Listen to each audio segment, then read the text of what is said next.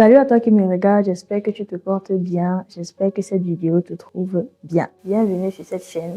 Ici, c'est une chaîne de foi où on va parler de Christ. C'est une chaîne chrétienne, donc si tu ne me connais pas, moi c'est Rue Geneviève et je te souhaite la bienvenue. Alors aujourd'hui, nous allons parler de ton rôle, de ta mission et de ton identité en Christ. Alors, je sais très bien que tu connais qui tu es, moi je sais qui je suis.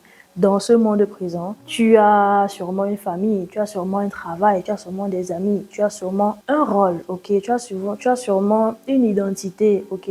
Dans cette société, moi aussi. Mais est-ce que tu connais ton identité en Christ? Est-ce que tu connais ton rôle? Est-ce que tu connais ta mission?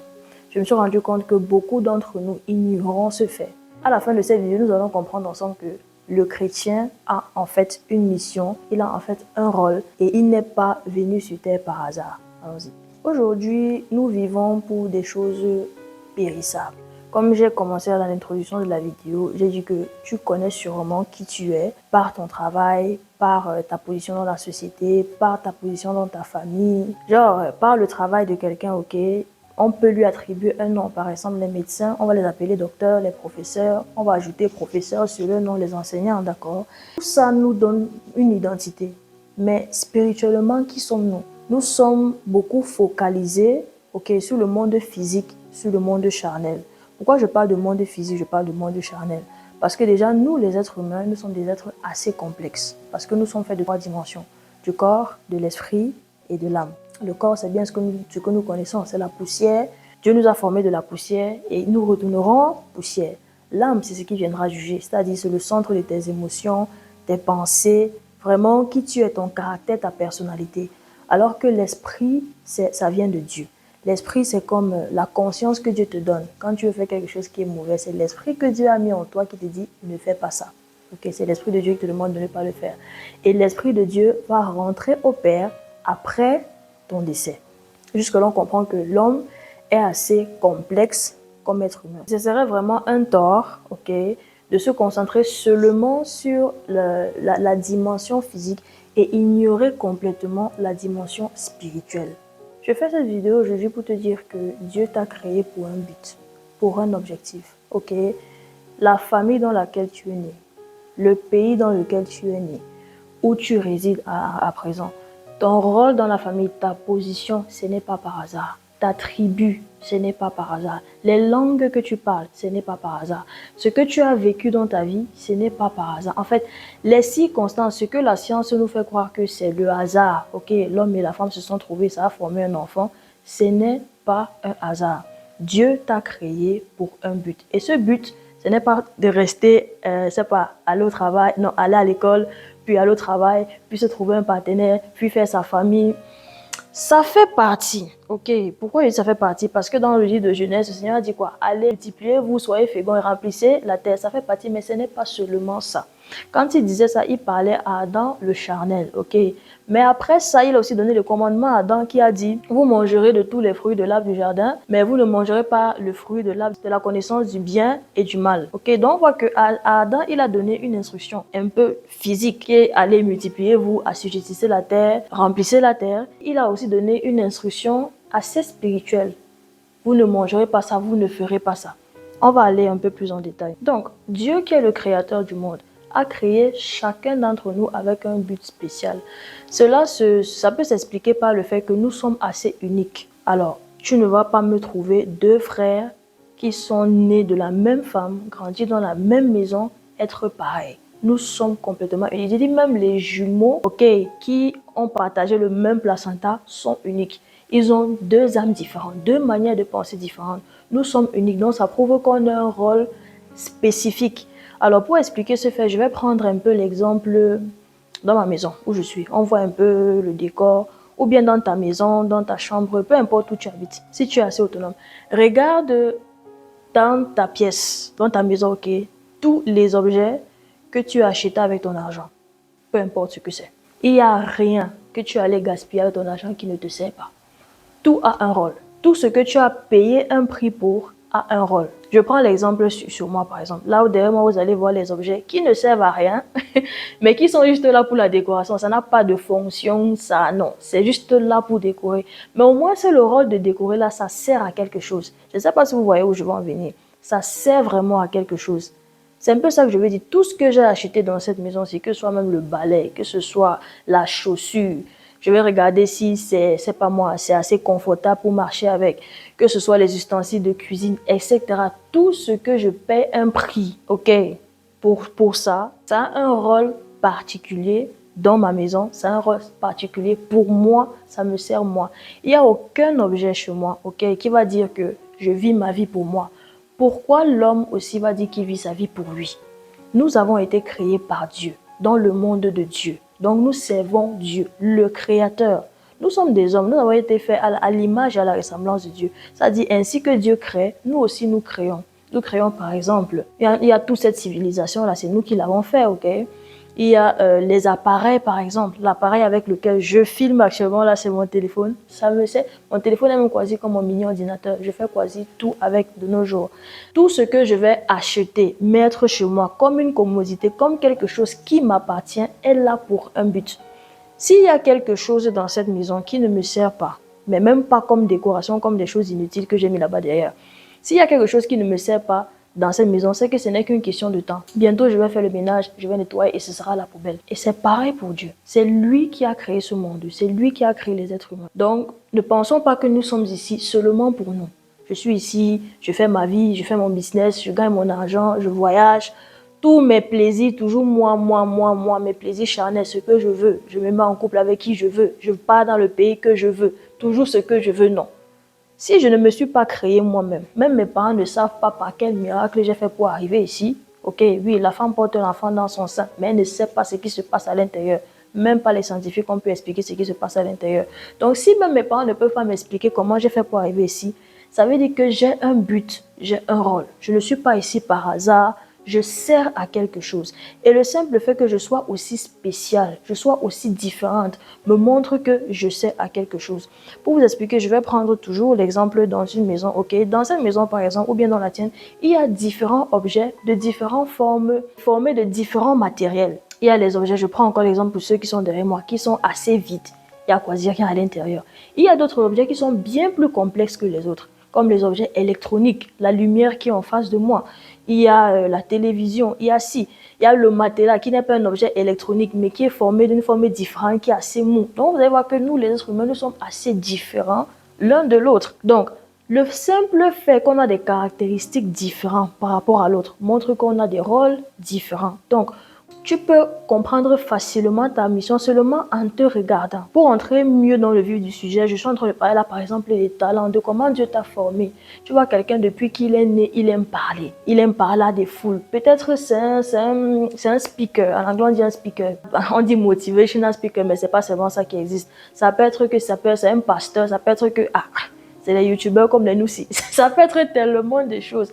Donc, par ton caractère, je parle du caractère inné, je ne parle pas du caractère que la société a implanté en toi. Genre, tu aimes mentir, non. Je parle du caractère vraiment quand l'enfant naît. Ces caractéristiques différentes, de toute façon, nous sommes si différents l'un de l'autre, montre que nous avons des rôles différents et que nous tous, nous complétons. Et dans notre différence, nous sommes tous là pour servir un seul royaume. Le royaume du Créateur, le royaume de celui qui nous a fait être là et non nos propres intérêts. Pour appuyer ce que je suis en train de dire, je vais aller lire Éphésiens 2, le verset 10. Ça dit, car nous sommes son ouvrage, ayant été créés en Jésus-Christ pour de bonnes œuvres que Dieu a préparées d'avance afin que nous les pratiquions. Donc nous comprenons que nous avons été créés en Christ, je relis encore, pour des bonnes œuvres que Dieu a préparées d'avance afin que nous les pratiquions. Ok, c'est-à-dire que, imaginez comme un papa, il sait que bon, j'aurai 4 enfants. Le premier sera médecin, le deuxième sera pilote. Il a déjà tracé une voie, il a déjà tracé les œuvres afin que nous les pratiquions. Moi, la question que j'aimerais que tu te poses aujourd'hui, c'est est-ce que tu es en train de remplir ta mission? Est-ce que tu es en train de jouer ton rôle dans la maison de Dieu? Ou est-ce que tu es une télévision qui dit, bon, moi, je ne me sens pas de montrer les chaînes. Même comme j'ai les capacités de me connecter à Internet, au satellite, tout ça, et montrer tous les canaux qu'il y a, je ne me sens pas de le faire.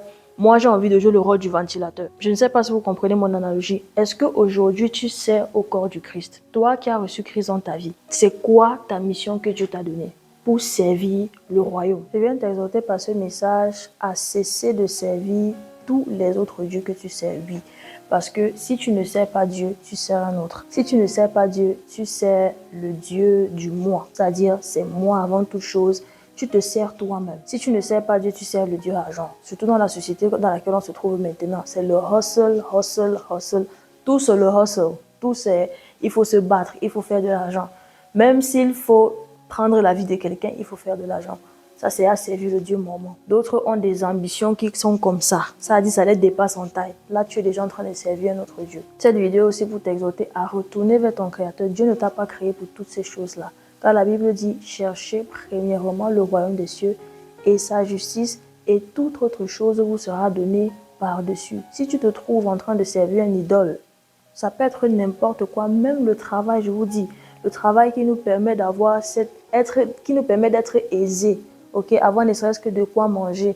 Quand ça donne déjà du rythme à ta vie, ça donne déjà un sens à ta vie. C'est le travail qui fait que tu te lèves le matin. C'est le travail qui décide tout pour toi. Là, ça devient déjà un Dieu. Je ne peux pas venir te dire, voici ton identité, voici ce que tu as appelé à faire. Non, il n'y a que le Saint-Esprit qui peut te révéler. Mais cette vidéo était vraiment pour te tirer d'où tu es, te dire que non, ta vie ne se limite pas à ça, à faire de l'argent. Je sais que dans la génération où nous vivons, c'est une culture. Money, money, money, money, fast money, le trading, le ceci, le machin, ouvre ton business, vends tes connaissances, tout ce que tu as, il faut produire, il faut que ça produise de l'argent. Je sais, mais ce n'est pas pour ça que tu es né. Parce que tout ce qu'on t'a enseigné jusqu'à présent, tout ce qu'on nous enseigne jusqu'à présent, faire de l'argent, faire ceci, c'est des choses qui vont passer, c'est des choses qui vont périr. Le travail que tu cours après, tu te lèves très tôt le matin, tu te lèves à l'heure qu'il faut se lever pour le travail, tu te couches à l'heure qu'il faut se coucher pour le travail, tu ne visites personne, tu es enfermé pour le travail. Toutes tes décisions que tu tournes, c'est en fonction de ce Dieu-là que tu sers. Toutes ces choses-là vont passer. Okay. Et quand je parle d'idole, ça peut mettre des choses bonnes comme la famille. Oui, il y a des gens qui vivent pour leur famille. Ce n'est pas une mauvaise chose. Mais nous sommes là, ok? Nous sommes là parce que quelqu'un nous a créés. Nous sommes là pour nous soumettre à Dieu. Nous sommes là pour servir le royaume de celui qui nous a appelés. Et je peux te le garantir, ta vie aura un sens. Quand tu vas découvrir ton identité, quand tu vas découvrir ta mission, tu vas comprendre maintenant pourquoi tu as été créé comme ça. Ok, imaginons, je reprends encore un exemple des objets, d'un climatiseur qui veut jouer le rôle du téléviseur. Il va se battre, il va se plier en quatre. Mais il ne sait pas que façon il a été modelé à l'intérieur de lui. Il a la capacité de sortir l'air froid quand il fait chaud. Il ne le saura pas. Il va se battre par tous ses moyens, mais il ne pourra jamais se connecter au satellite là-bas en haut et transmettre les différents canaux. Il ne pourra jamais, même s'il réussit à se connecter au Wi-Fi, il ne pourra jamais faire les choses que la télévision fait parce qu'il n'a pas été fait de cette manière. On se voit aujourd'hui en train de suivre les missions des autres, les rêves des autres, en train de marcher sur un chemin qui est tracé, pour les autres, alors que ce n'est pas fait pour nous. Or, si tu reçois vraiment ta vraie identité en Christ, tu verras que la manière dont tu as été fait, parfois même tu te combats toi-même. Il y a un caractère en toi qui veut sortir, mais tu le combats. Tu dis non, je bavarde trop, I'm too loud. Je dois un peu baisser ce caractère. Une femme ne se comporte pas comme ça. Un jeune homme ne doit pas se comporter comme ça. Non. Parfois, si c'est comme ça que tu es né et que c'est pas le monde qui te l'a inculqué de manière négative, ça peut révéler ton identité. Donc, je vais vraiment t'exhorter à chercher ton identité en Christ. Et il n'y a pas deux moyens. C'est par la prière. Si tu peux jeûner, jeûne. Pourquoi? Parce que le jeûne te donne cette force-là de monter dans les niveaux spirituels. Et je te conseillerais même de jeûner. Parce que si tu es quelqu'un qui est beaucoup resté, qui a été beaucoup conscient, ok, du charnel, du physique,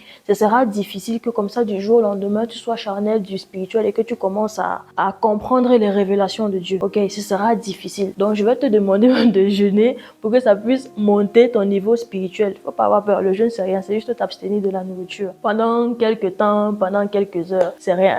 Ça ne va pas te tuer. Je prie vraiment pour toi que tu découvres ton identité en Christ et que tu entres vraiment dans ta mission parce que le roi va faire le tri. De toute façon, nous faisons le tri chez nous. Des habits qui ne nous servent pas, des déchets, on jette à la poubelle. Le roi aussi va faire le tri parce que nous tous, il nous a racheté à un prix cher. Comme nous, on a acheté les objets au prix de la sueur de notre front, du travail, de l'argent qu'on a gagné par notre travail. Lui, il nous a racheté au prix de son sang, à un prix très cher. Et le roi viendra bientôt faire le tri de ce qui ne sert à rien. Rappelle-toi, ce monde-ci, ce n'est pas la Big Bang Theory qui a créé, mais c'est Dieu qui l'a créé. Donc, je prie vraiment pour toi que tu trouves ton identité et que tu te mettes en rang, ok? Tu te mettes en rang dans ta mission, en train de travailler, œuvrer et que tu sois heureux, épanoui dans cette identité-là. Voilà, j'espère que cette vidéo t'a béni. Je te demande de t'abonner ici si ce n'est pas déjà fait. Si tu ne veux pas rater les vidéos comme ça, ici on partage tout ce qui concerne la foi. Mets-moi aussi en commentaire si tu as un sujet en particulier que tu aimerais qu'on aborde. Si le Saint-Esprit accepte, on va aborder. Pour l'instant, je te dis à la prochaine fois. Que Dieu te bénisse. Bye!